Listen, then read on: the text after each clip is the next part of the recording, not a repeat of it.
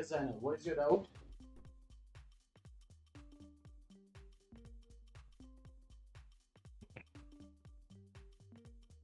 Yes, Zaina, just ask your question. Walaikum Assalam.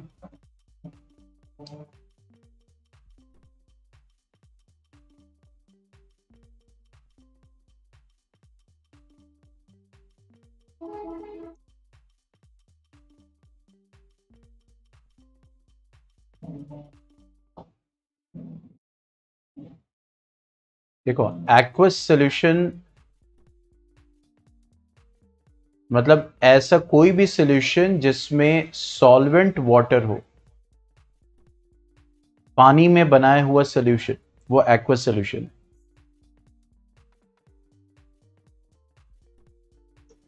ठीक है, और बताइए।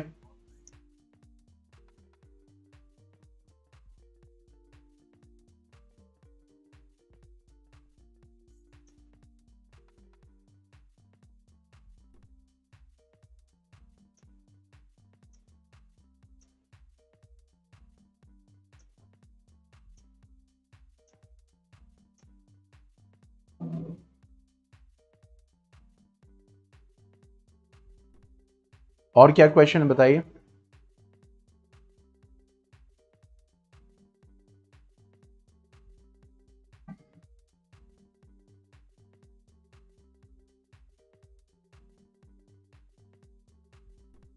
देखो, मीन पोजीशन का मतलब ये हो गया कि मीन कहते हैं बेसिकली एवरेज।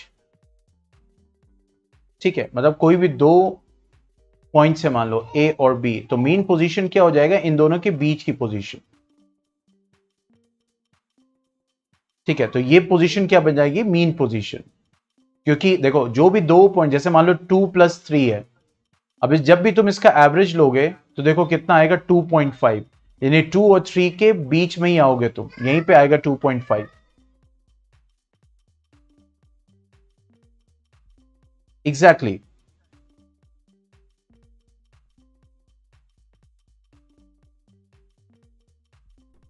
ठीक है, और बताइए।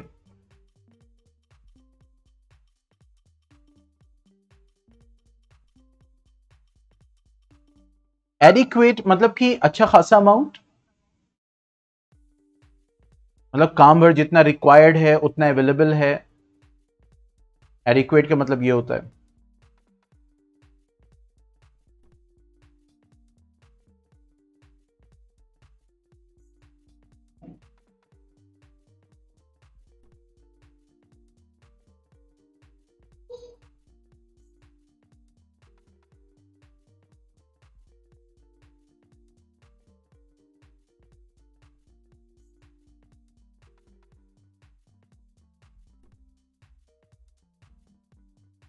देखो, ये तो बहुत ही ब्रॉड टॉपिक है, मतलब अगर डिटेल में समझना हो तो वो रिकॉर्डिंग से देख लो, क्योंकि वो मेटल्स और नॉन मेटल्स का अच्छा खासा वो है। ठीक है, देखो रिएक्टिविटी सीरीज का मतलब ये हो गया कि हर एक एलिमेंट, अगर मेटल की बात करें, ठीक है, और नॉन मेटल की बात करें, तो रिएक्टिविटी सीरीज मतलब हर मेटल, मतलब एक मेटल ए है, एक मेटल बी है, एक मेटल सी है, तो इन तीनों में कोई ना कोई ज्यादा रिएक्टिव होगा, कोई ना कोई कम रिएक्टिव होगा। तो on the basis of its reactivity जब आप उसको अरेंज करते हो, जैसे सबसे ज्यादा रिएक्टिव है उसको आपने ऊपर रख दिया, उससे कम रिएक्टिव उसके नीचे, उससे कम रिएक्टिव उनके नीचे, तो on the basis of the reactivity of the elements जब आप उनको पोजीशन देते हो, उससे जो वो सीरीज तैयार होती है।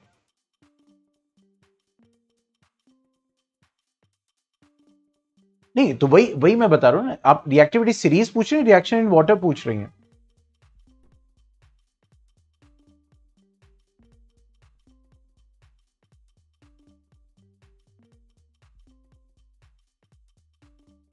हाँ, वही मैं कह रहा हूं। तो रिएक्शन किसी से भी, चाहे वो ऑक्सीजन से रिएक्ट कर रहा है, वाटर से रिएक्ट कर रहा है, ठीक है, एसिड से रिएक्ट कर रहा है, मतलब किसी से कर रहा है रिएक्शन जो भी हो रहा है, तो अब उसमें वो जो एलिमेंट है उसका जो रिएक्टिविटी है उसकी, in comparison to other element, अगर मेटल की बात करें तो मेटल की दूसरे मेटल से, तो रिएक्टिविटी के बेसिस पे जब हम उसको पोजीशन देते हैं तो वो जो सीरीज तैयार होती है उसको रिएक्टिविटी सीरीज कहते हैं, जिसमें टॉप पे मोस्ट रिएक्टिव होगा एलिमेंट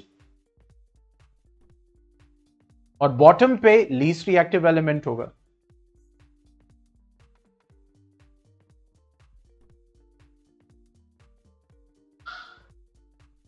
ठीक है।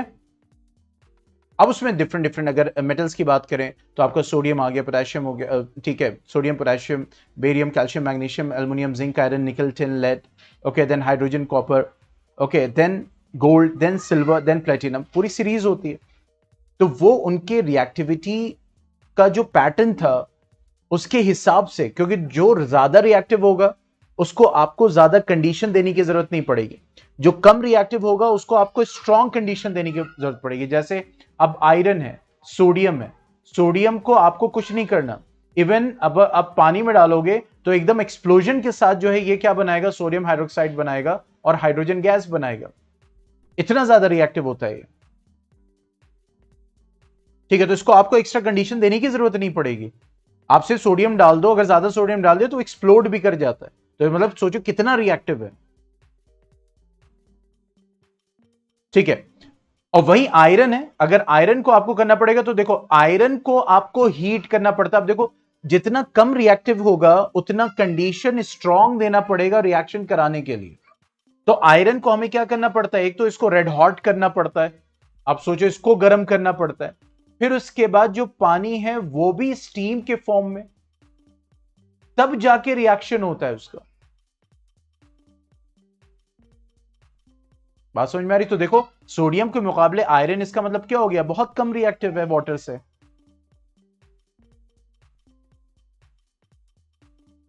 ठीक है, इसीलिए कंडीशन को स्ट्रांग करनी पड़ रही है, आयरन को रेड हॉट करना पड़ रहा है, वाटर को स्टीम फॉर्म में, तब रिएक्शन जाके हो रहा है।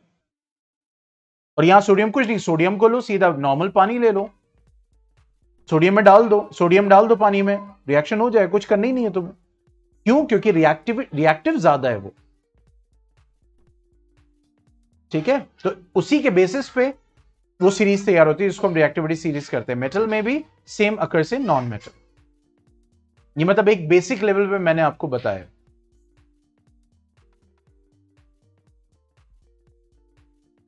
ठीक है, और बताइए।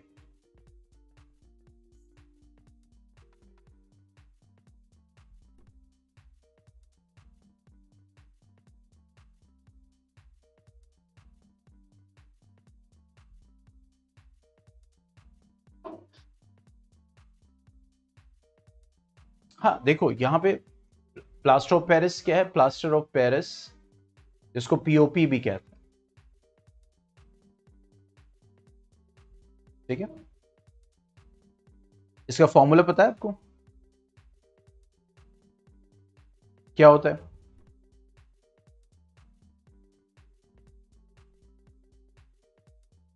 क्योंकि पेरिस में ये एज अ प्लास्टर यूज, आज भी आप जाएंगे तो वहां पे इस के मतलब हम लोग घरों में भी यूज करते हैं बेसिन वेसिन में। तो इसका केमिकल फॉर्मूला क्या है?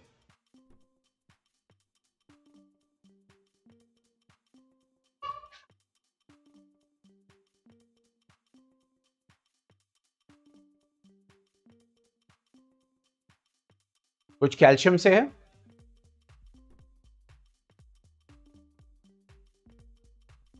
Yes, so calcium sulphate half H2O, this is plaster of Paris.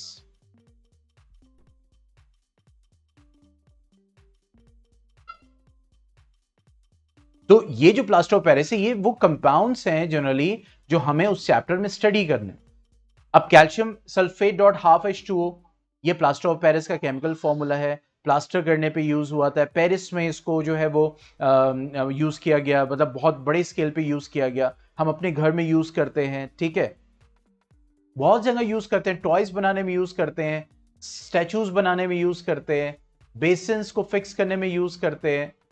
ठीक है, आप रूफ सीलिंग जो होती है पीओपी तो होता है, उसके ऊपर जो डिजाइन बनाते हैं रूफ के ऊपर, छत के ऊपर।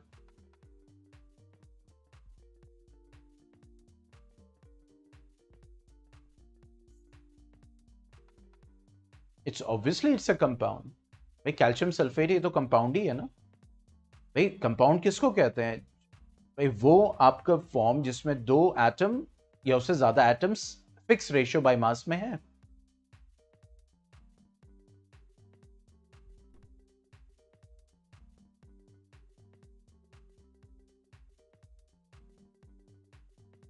ठीक है,